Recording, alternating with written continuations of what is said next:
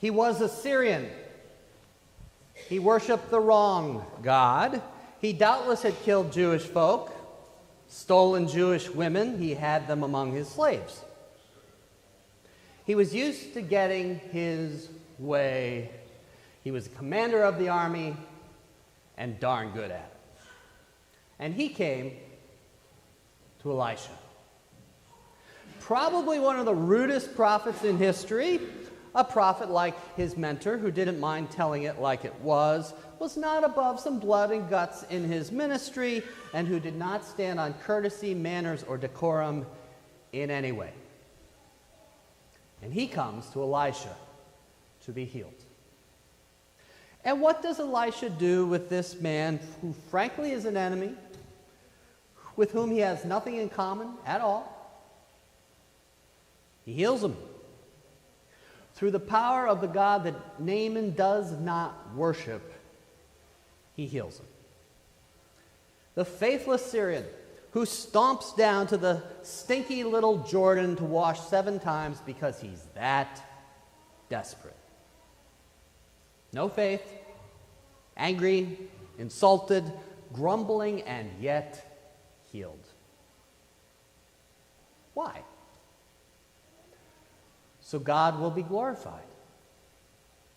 You see, love and kindness and healing, they aren't truly displayed when they're just shared with our family, our friends, with those who look and act just like us. They're truly on display when we give them to those we find different.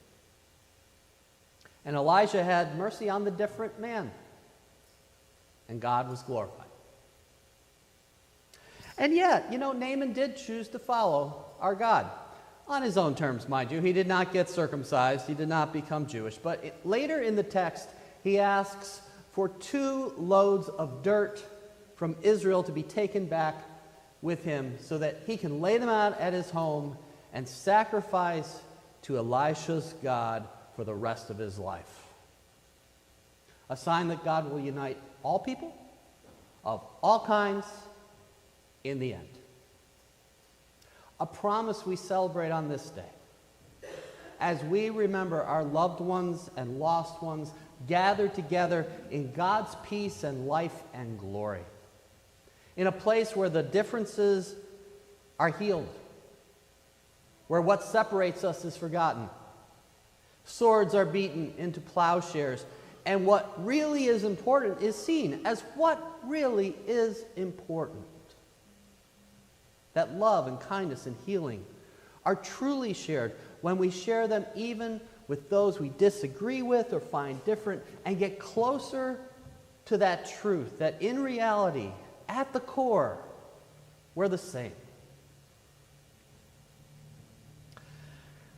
I'm saying this today partially because I gotta admit, I'm a little bit angry.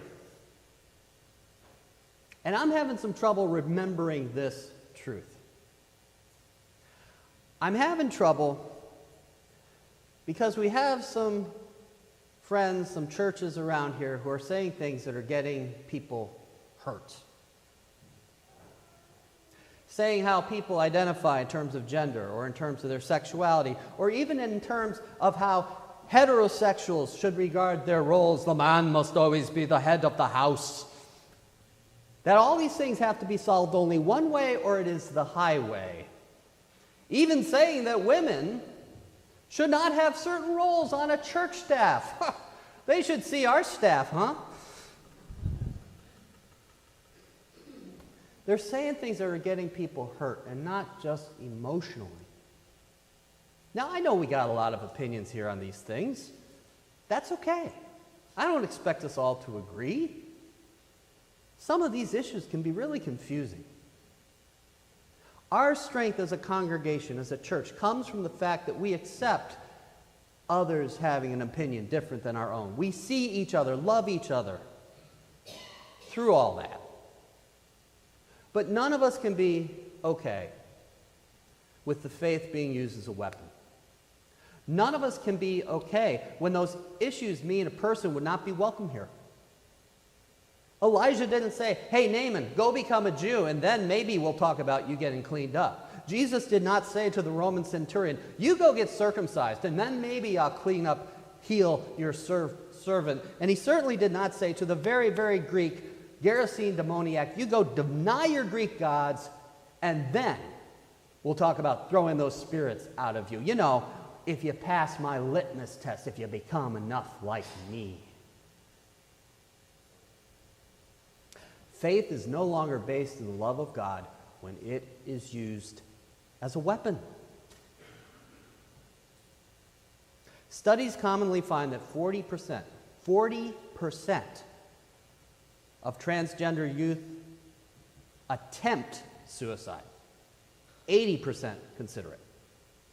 LGBTQ plus youth are 4 times more likely to attempt suicide. And all of this is directly related to how they're treated every day in our society, and it is not cool. Gay youth have a 120% higher risk of homelessness, often because their Christian parents throw them out. And don't even get into who's getting bullied over all of this. It's happening all around us. You know some of the victims of that. People are getting hurt.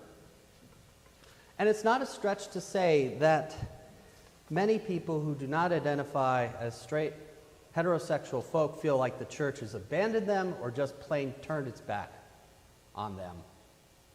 Or is just playing out to get them.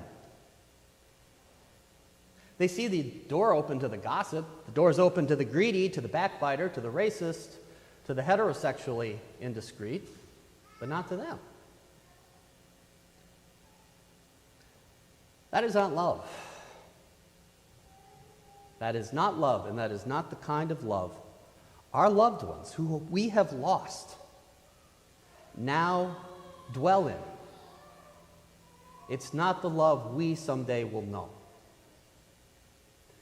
And I promise you, as those loved ones watch us, knowing real love, they know what kind of love they want us sharing in this life. I am not a big believer in a long period of judgment after death, not at all. But I do think that someday, when we know that ultimate holy love, we're going to regret, even feel shame that we failed to show that love to people we disagreed with or didn't like or thought were weird when we were in this life.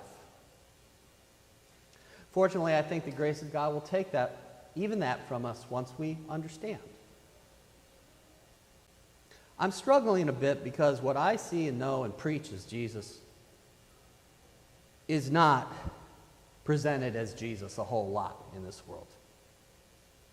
I can disagree with someone. I can think they're wrong and messed up. I can even get angry with them when they present Jesus in a certain way.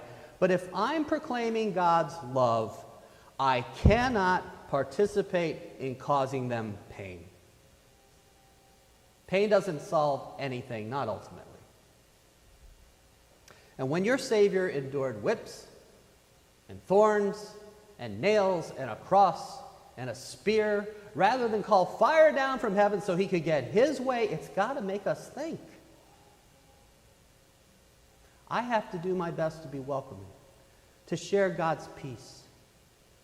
But accepting and loving always, I think, has a component of protecting the innocent from the evils of this world. I believe we are called to protect.